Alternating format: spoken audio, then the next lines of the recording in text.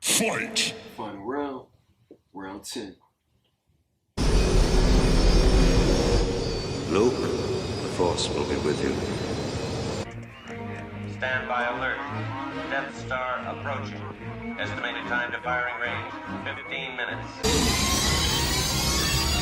We're passing through the magnetic field. Hold tight! This is it, boys. Red Leader, this is Gold Leader.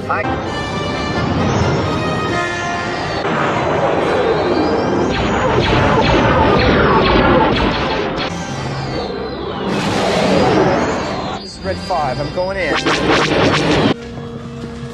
We count 30 rebel ships, Lord Vader, but they're so small they're evading our turbo lasers. We'll have to destroy them ship to ship. I'm going in. Cover me, Porkins. I'm right with you, Red 3. Eject! I can hold it. Pull up! No, I'm all right. Luke, trust your feelings. Watch it, you've got one on your tail.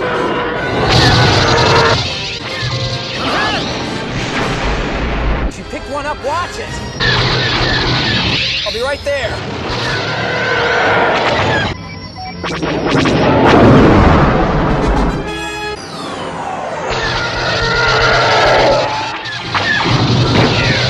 I can't shake it.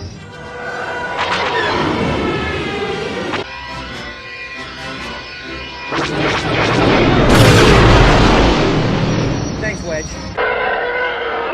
Stay in attack formation. Death Star will be in range in 5 minutes. Stabilize your rear deflectors. Watch for enemy fighters. They're coming in. 3 marks at 210.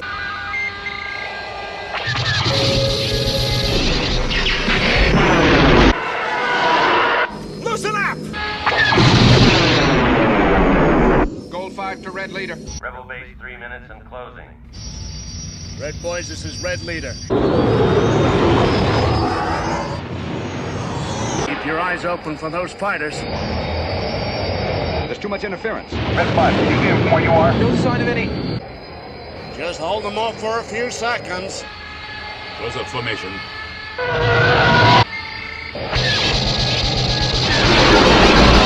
Better let it loose.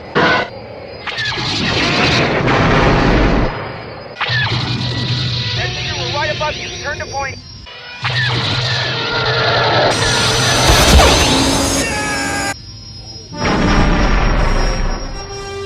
Rebel base 1 minute and closing.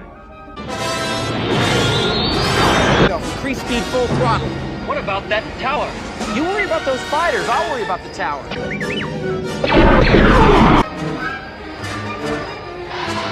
I'm hit. I can't stay with you. Get clear, Wedge. You can't do any more good back there. Sorry. Let him go. Stay on the lead.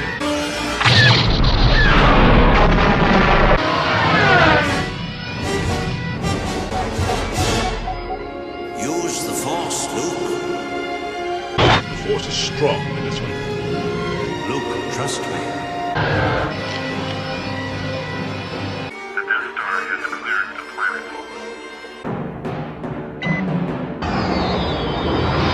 I have you now. What?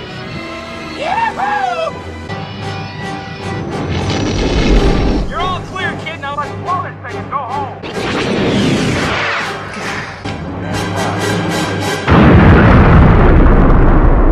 Great shot, kid. That was 1 in a million. Remember, the Force will be with you, always.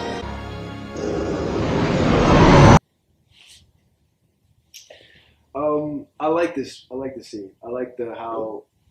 You said really? Yeah. This guy. Really? No, I really do like the scene. I like the suspense. Of course, all the pilots dying, and then the payoff of Luke actually destroying the Death Star in the end. I think it's a real good payoff. To be honest with you, I do have a question though. Why is Luke a good pilot if he was on Tatooine all the time? Same reason why Anakin was a great pilot if he was on Tatooine all the time. But Anakin built. He embraced. Yeah, he raced parts and built. So. I think Luke did the same thing. That's what he was talking about with the wedge. I think he had a a history of pod racing or something, whatever the equivalent it is to Luke's age.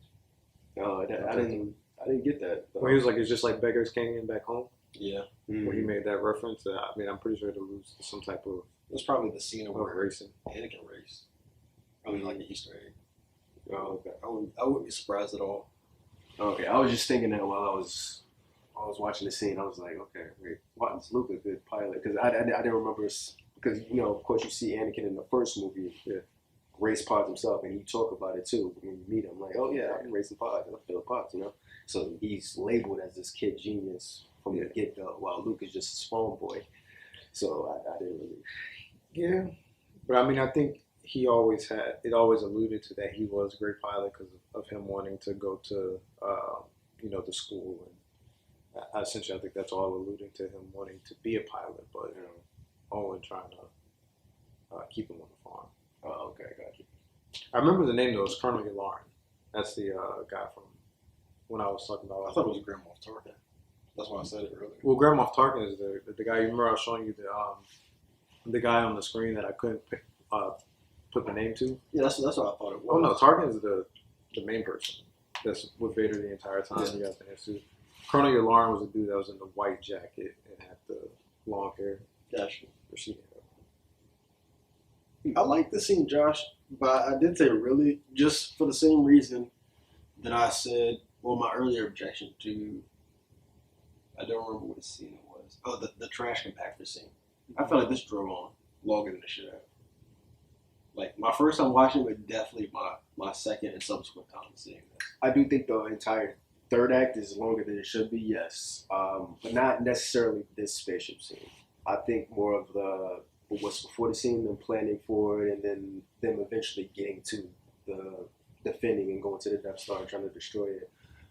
But I understand what you mean. But I wouldn't say necessarily this scene, but what took place before them planning, like, okay, this is what's going on with the Death Star, and them getting ready to actually go and destroy the Death Star, yeah. But this scene, yeah, it could be definitely a little bit shorter, but it's permissible in your estimation. Yeah, it's okay.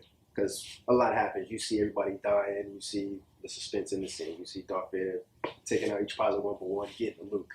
Yeah. And then Luke, at the very end, they're paying off for him actually in the Death Star. Like, you see him, like, so I get what it was meant to be. Like the Force had, or it willed it to that being the outcome. Yeah. It was strange how Darth Vader's ship just spiraled out. It was kind of like Team Rocket blasting like, what did Han Solo do? I'm confused because I know he shot the one beside him. Yeah, but he didn't directly shoot his ship. No, but it just no. So I don't know if you saw it. So he shot the ship on the right, and both Vader and the dude on his left looked up, and he's like, "Look out!" And then the one on the left just spins out of control for no reason and clips Vader's ship, causing it. Yeah, it caused him to spiral out. Yeah, that was it. It didn't make sense. Like it made the pilot look, more docile than he was. Very inept. Talking about some lookout and then proceeds to clip him and push him out the way. Like that's what happens in the Andros Bridge. So people be rubbernecking and stuff. Yeah. Rocket blasting off. Darth Vader just tumbling along. It was the perfect spin too. It's cool to see how everything came full circle with Han, though. Like just how much he was trying to avoid, this play with the Empire, and to come back around and play like a pivotal role. Because at this point, I mean, he has a bounty on his head or not a bounty just yet, but he owes Jabba a lot of money that, that eventually leads to a bounty being put on his head, but. I wonder if it's the same bounty or the same money that he owes here. Like, does he, when he gets paid by the Republic, does he ever, or the Rebellion, does he ever go and pay Jabba and do subsequent transports and then get in debt again? Yeah. Like, side note: so when he was talking to Jabba earlier, and there was a dialogue that he said, a dialogue they had, and it was verbatim, damn near, what Han and Greedo said in the canteen. Did y'all catch that? That's it. When Greedo said something about, oh, if you lose the cargo and just getting away with it, it was pretty much Han's response was also identical to what he said to Greedo too. So it's like he had rehearsed what he was gonna say because he knew what Jabba was gonna say. Yeah. But I think Jabba had sent Greedo. Yeah, that's He what did. Yeah. But I'm saying like just the dialogue, the lines, they were almost the exact same. Well, he was like, I got, because when he meet, it was Greedo, right? Yeah. Yeah, when he met Greedo, he's like, I got the money, I'm going to go pay him right now. He's like, well, give me the money, and then I'll act like I didn't see you. You know what I mean? Yeah. So it was kind of around the same thing anyway, because he kind of wanted the money if you Which made no sense because you're still in debt. Jabba still got the bounty on it. And then Greedo's probably going to kill him in the tournament anyway. Yeah. Tried to. But they said the canteen was for the worst of the worst. Yeah. But yeah, to your point about Han, I like that because it was all about the money. It was all about the money, and then he came back and saved him at the end. I do think I like that. I like that. I know you guys. I know your favorite character is Jango Fett, right? He's not in this movie. Is there anybody in this movie that you really like? Like as far as like you're one of your favorites in this movie? I mean, Boba Fett was. Boba was in there. I don't think Boba was. You didn't see him? Oh, I know you talking about. I thought about it, but yeah, with Jabba. He turned towards the camera. Yeah. I noticed it, but I was like, oh wait, okay. I was gonna say something about it, but I was like, nah, this as great as this movie is, it doesn't for me warrant a favorite character. I think everything was equally yoked. So you got everyone played their role and played it well. Do you have a favorite one? Not really.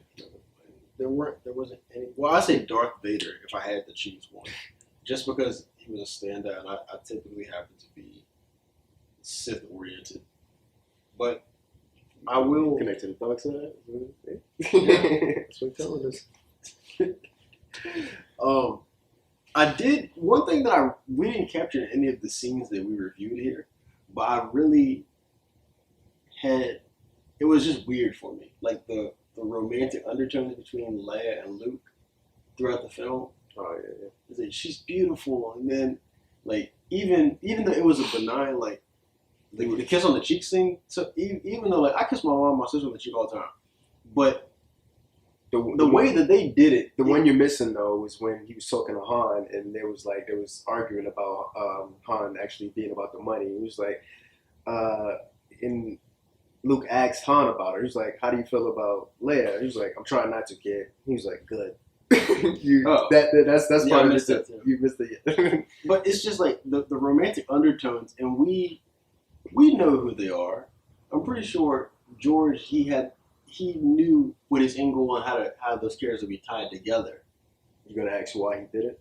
Like why did he do it like that? Yeah.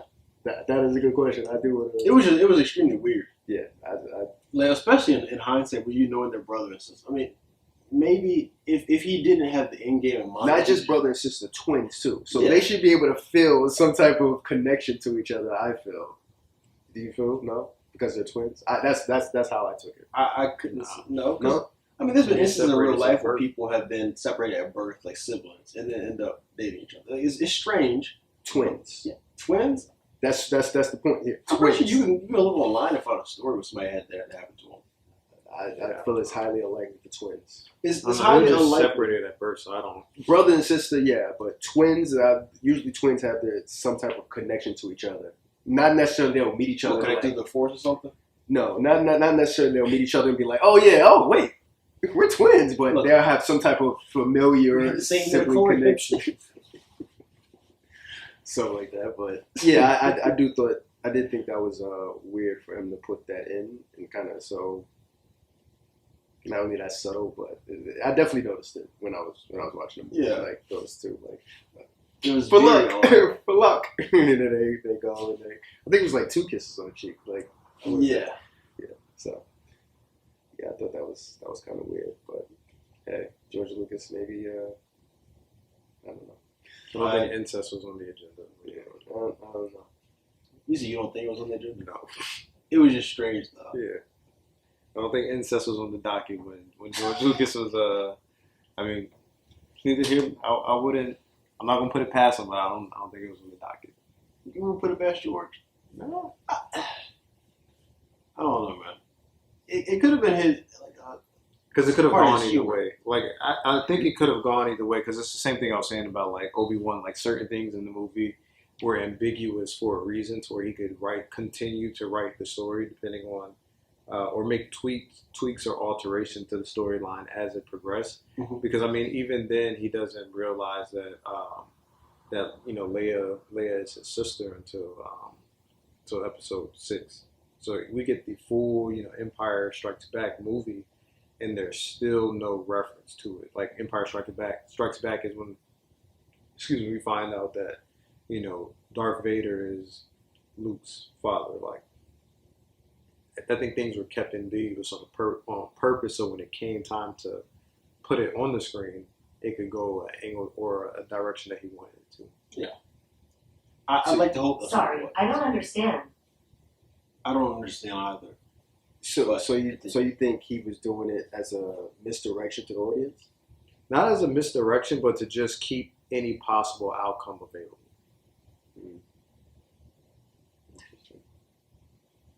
Okay. Speaking of George Lucas, how did you guys feel about the directing in this movie compared to this original prequel?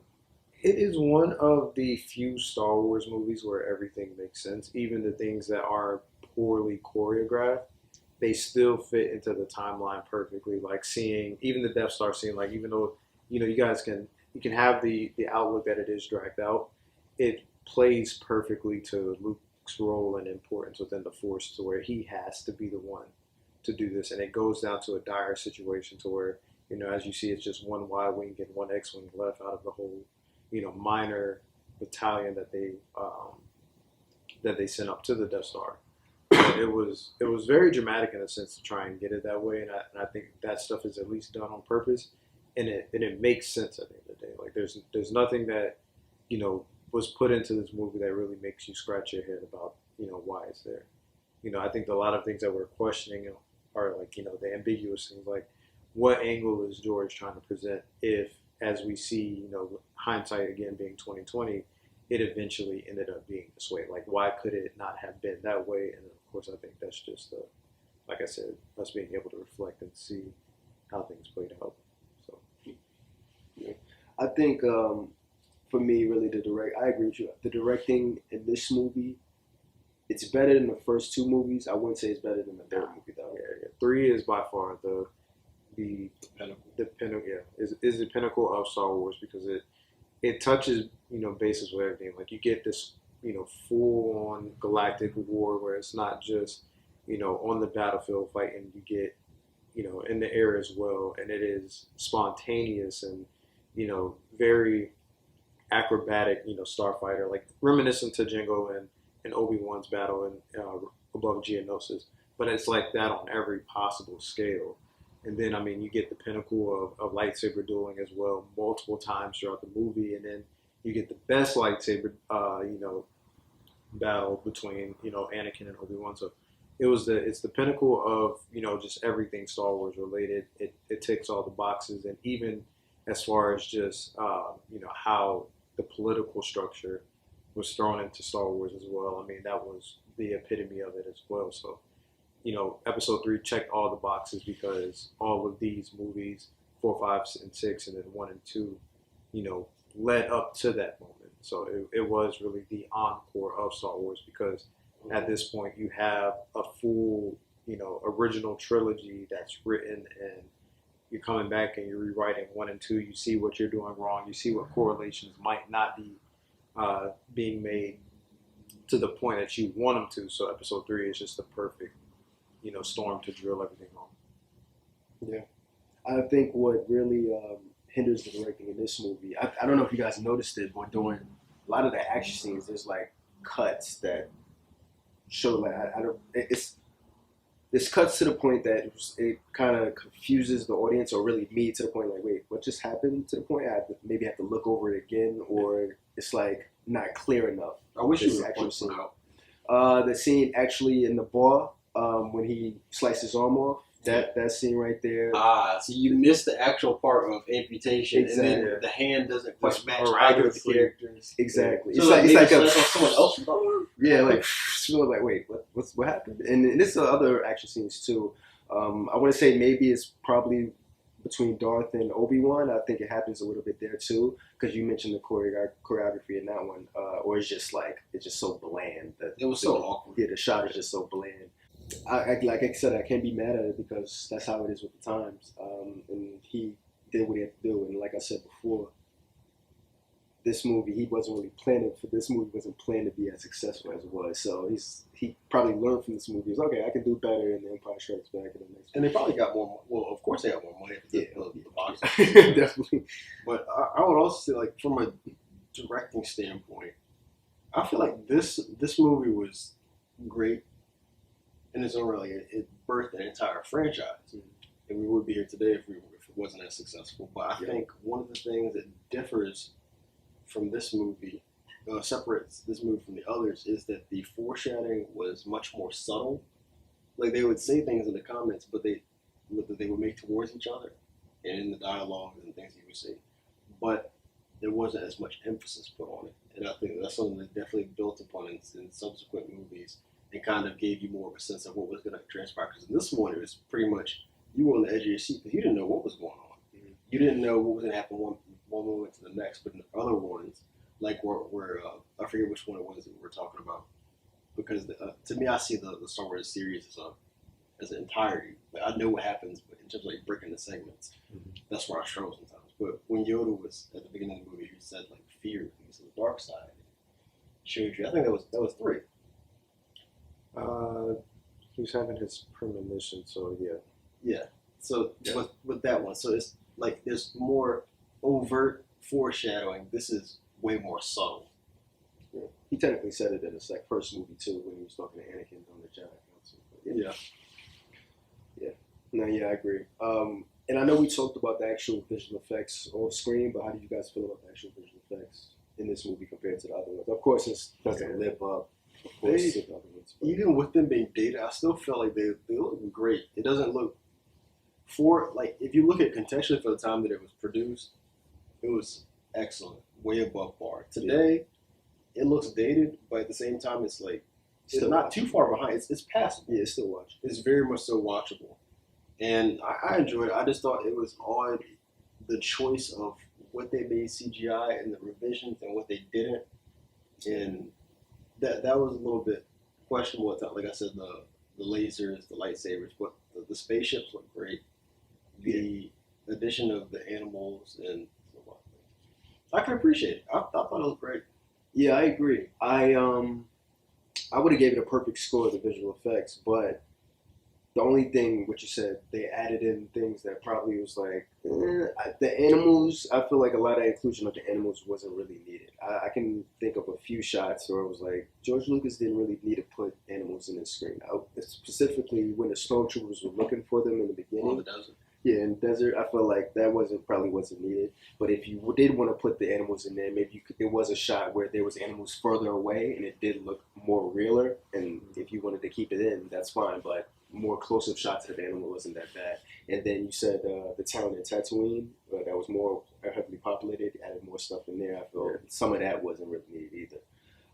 So the visual effects are definitely good for the movie. It's just when they went back and tried to make it, let's add this because how successful it is, you kind of messed up a kind of good thing. But I understand you try to update it for the times, Yeah.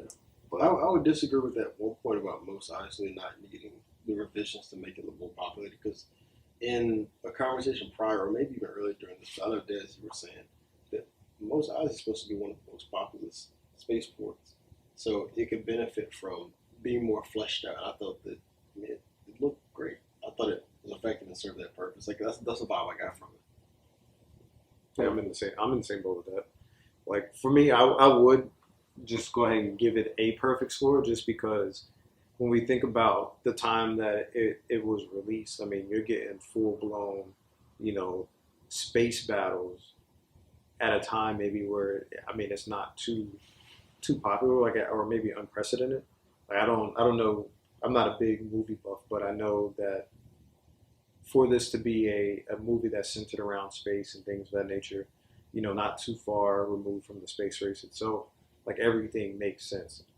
Maybe a few of the cockpit shots when the guys are panicking, looking around, they may, be one minor detractor, but as far as just the execution of like the space battles for this to be the first movie, and even just the designs, like none of the designs are bland. Like you have a Y-wing, and then you have an X-wing, and then you have the Millennium Falcon, and then even when we look at the TIE fighters, I mean everything has its own unique and really expansive design to where you can build off of it, and they can honestly stand the test of time. I mean, like when you factor in like what the Clone Wars version of the X-wing looked like, you can see how you get that. And I mean, even just the X-wing itself is iconic because as it's brought back into the Disney the Disney Star Wars shows. I mean, it's a staple in the Star Wars collection as far as the movie goes. So yeah, I mean, I wouldn't be opposed to giving it a perfect score.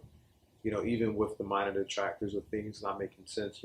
As you guys pointed out, like with the budget they have, some things could not have been expounded upon more than what they were. And that doesn't necessarily mean it's a bad shot. It just means that we have this puzzle, we have this 100-piece puzzle, and we got 95.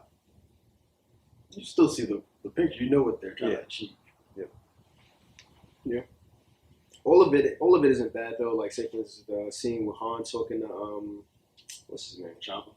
Jabba, yeah. The scene with Han's talking to Jabba. I think he does well reacting to the CGI. Like he doesn't like you don't see him looking nowhere. You know what I mean? He actually looks like he actually looking at Jabba. So I do like that.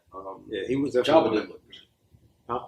Jabba looked good. He was somebody. They went back and because the first Jabba didn't look like that. Oh really? No. Yeah. Oh okay. Jabba was one of those things that got revised with CGI. Oh, okay. Yeah. Not mad at that. And how'd you guys feel? I know we talked a little bit about the plot, but I do think the plot is actually really good in this movie. What I didn't like, of course, is what hinders the plot for me is the stormtroopers' aim, which really allows them to live in the third half of the movie. What I will say is that with this being a battle station, a majority of your expert or special force troopers are probably not at this battle station. They're probably on world and other places spread out throughout the universe. So, I mean, I can understand that. That doesn't take away from how poor their aim is. Because the thing that makes me come to the conclusion that they may be a bit more docile is like when we have that little almost mouse-like robotic thing, going through the hallway, and they're deliberately looking at it running. I'm like, are you telling me that these are the people that replaced the Jango Fett template, and they can't get simple direction and execute simple direction? They have to follow this little small-ass mouse-looking robot that's guiding them to their next destination. Like it really just paints the picture that with these, and again, this is hindsight, with Palpatine's revision to what the Empire was to be built off of and going to just, basic human, it created fertile ground for like incompetence. Yeah. And that is like the one big detractor from Palpatine's regime is that you have this body that is ruled with the iron fist or by the iron fist of the Sith, unknowingly in some cases, and knowingly with Darth Vader, and then your ground troopers are docile. I mean, don't get me wrong, they have like, I'm pretty sure not everyone in the United States Army is not, or Navy, or whatever, are not the most, competent. Jango Fett clones were docile too, though. Not they were first thing from docile. I thought they made them to be docile. They didn't make them to be docile. They made it to where they would not think on their obedient, own. Yeah, they would be more obedient. High-minded. Yeah, but that they weren't docile in the sense of military tactic and execution. Okay, they were more docile to where they wouldn't think for themselves and thus undermine the grand plan of the Sith, which is why they got rid of them, because even there were some that were able to think for themselves and question. Because I mean, again, Disney provides a whole new perspective because Dave Filoni is able to go in and write off of things that George Lucas had in concept, and like the Empire upon its ascendance goes in and destroys Camino in the Bad Batch. So regardless of this chip in your head, if something goes in and destroys your home world, yeah, there are some that are going to follow orders, but then there's going to be a sect of the clone troopers that feel some type of way about it.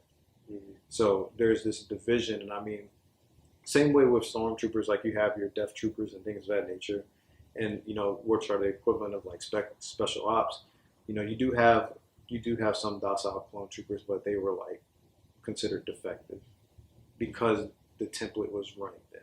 Obviously, with some of the clone troopers, they were docile on purpose. Well, I wouldn't even say on purpose. Some of them were docile because of how diluted the template of Jango Fett had become just because of its natural use. Like when you're using this template over and over again, obviously the strength of it is going to naturally depress, and of course there's going to be need for it, which is why Jango was kept on Camino, so they could continue to replenish the template itself.